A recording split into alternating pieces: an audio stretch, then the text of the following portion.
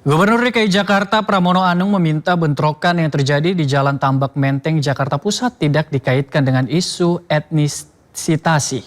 Pramono menegaskan bahwa Jakarta terbuka bagi siapapun.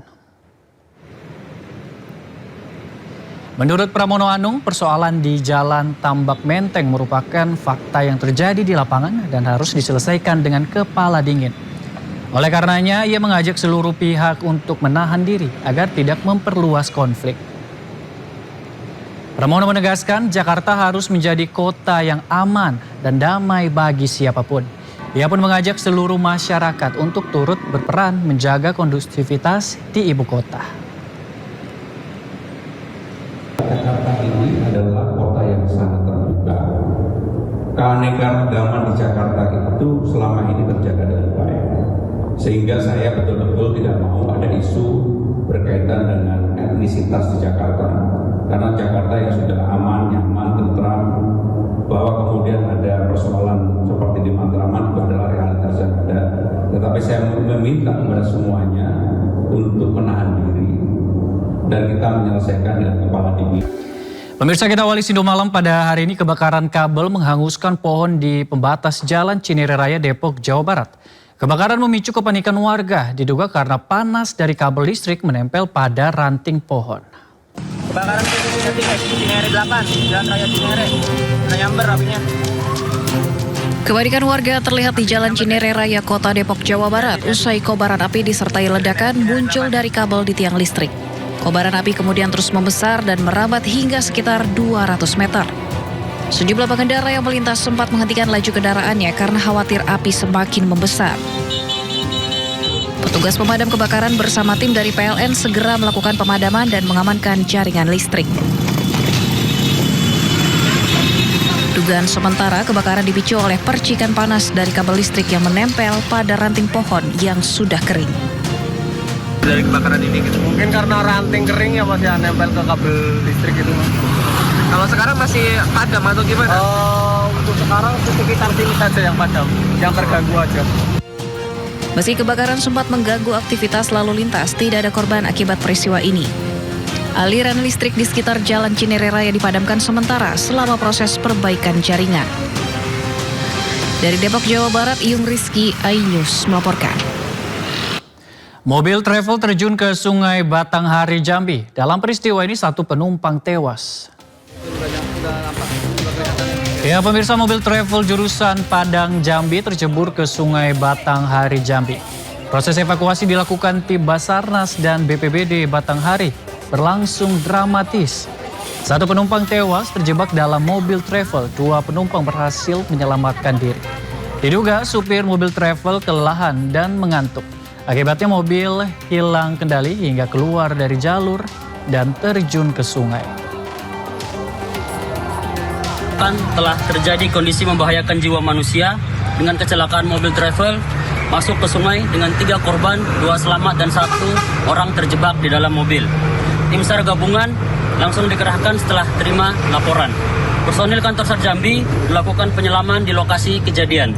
Setelah melakukan penyelaman dan pengangkatan mobil, tim SAR gabungan berhasil menemukan korban yang terjebak di mobil. Korban meninggal dunia atas nama Evi, 50 tahun. Jasad korban langsung dievakuasi ke rumah duka. Pemirsa, viral di media sosial, seorang pengendara sepeda motor bersama temannya ditegur polisi. Pemuda ini kedapatan merekam video polisi tanpa izin. Namanya Tugu Tani. Hah? Siapa yang videoin Bapak? Teman saya ini orang jauh Bapak. Namanya Tugu Tani. Kita kalau ke kiri itu Monas. Kalau ke sana? Sana tempat kampusku. Saya juga dari RSPAD Bapak. Kamu jalan ngapain kamu deketin saya? Bisa jalan. Saya kalau bisa jalan ini dapat saya ambil Bapak. Pak. Gak bisa begitu.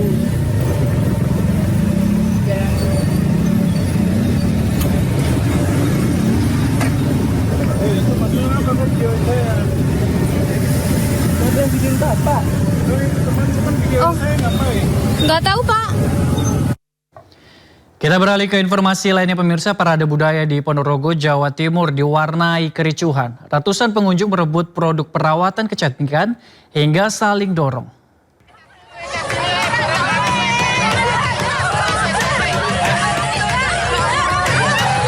Ratusan pengunjung ini saling berdesakan dan saling dorong untuk mendapatkan produk perawatan kecantikan yang dibagikan secara gratis.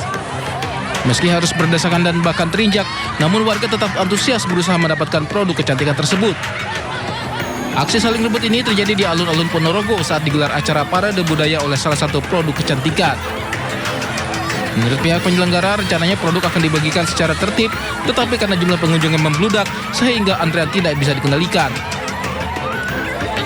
Warga pun berharap kedepannya acara melibatkan petugas keamanan agar berlangsung tertib dengan tetap mengutamakan keselamatan. Dari Ponorogo, Jawa Timur, Ahmad Subeki, iNews melaporkan. Ya pemirsa, polisi menggagalkan peredaran ganja melalui media sosial. Rencananya ganja akan didistribusikan melalui jasa pengiriman barang di wilayah Jawa Barat.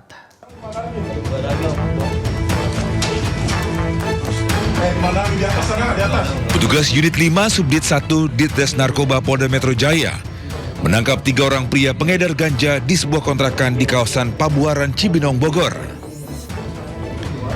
Para pelaku berinisial O, T, dan I tak berkutik saat petugas menggerebek mereka bersama barang bukti narkoba jenis ganja siap edar di lokasi. Ungkapan ini berawal saat tugas melakukan operasi siber dengan melihat adanya dugaan peredaran narkoba melalui akun media sosial Instagram yang menawarkan narkoba melalui daring.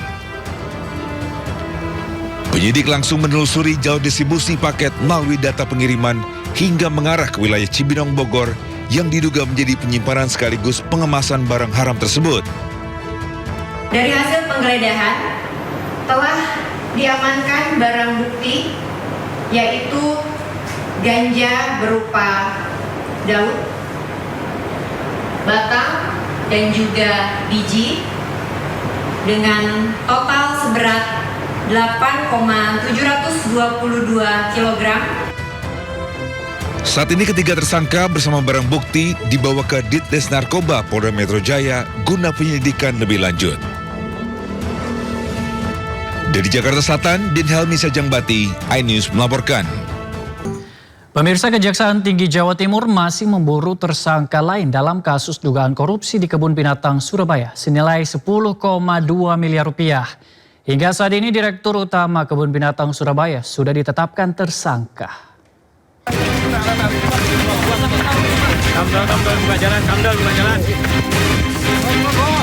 Usai menetapkan mantan Direktur Utama Kebun Binatang Surabaya Khoirul Anwar sebagai tersangka dugaan korupsi dana operasional sebesar 10,2 miliar rupiah, penyidik Kejati Jawa Timur mulai memburu tersangka lain. Pengembangan kasus dilakukan dengan memeriksa saksi-saksi tambahan. Kejati Jatim menduga tersangka lebih dari 1 orang. Apalagi dugaan korupsi dilakukan sudah sejak lama. Korupsi itu dimanapun tidak ada yang berdiri sendiri, pasti ada hal yang lain atau pihak lain. Jadi perkara ini masih terus kami dalami oleh penyidik. Pengumpulan alat bukti tentunya terus dilakukan untuk menjunjung tinggi asas praduga tak bersalah.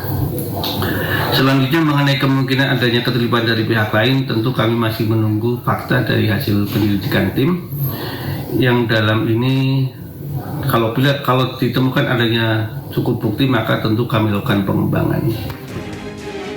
Kasus korupsi dana operasional KBS berhasil terungkap usai adanya laporan dari masyarakat pada tahun lalu. Mantan Direktur KBS periode 2016-2024 Khoirul Anwar diduga melakukan korupsi dana operasional senilai 10,2 miliar rupiah. Khoirul Anwar diduga mempermainkan dana operasional seperti biaya pakan satwa hingga sarana dan prasarana di Kebun Binatang Surabaya. Dari Surabaya, Jawa Timur, Hari Tambayong, iNews melaporkan.